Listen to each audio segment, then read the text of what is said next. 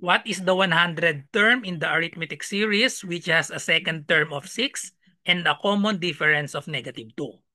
Okay, so let's just use the formula for arithmetic sequence.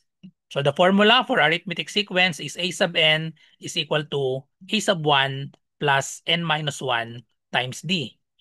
A sub n is the nth term, a sub 1 is the first term, n is the number of terms, and d is the common difference. So in our example, we have given, we are looking for the 100 term.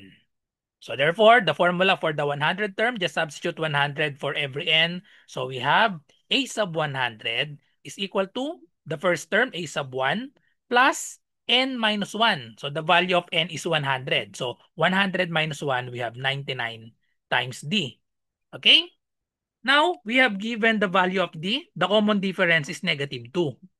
So the value of d is -2. So a sub 100 is equal to a sub 1 plus 99. The value of d is -2.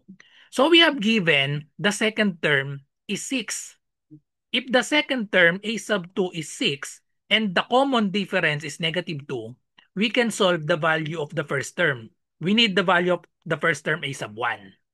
So that means we will add this -2 to the first term to get the second term. So therefore, the second term or the first term should be 8 because 8 plus -2 is equal to 6, which is the given second term. So therefore, the first term is 8.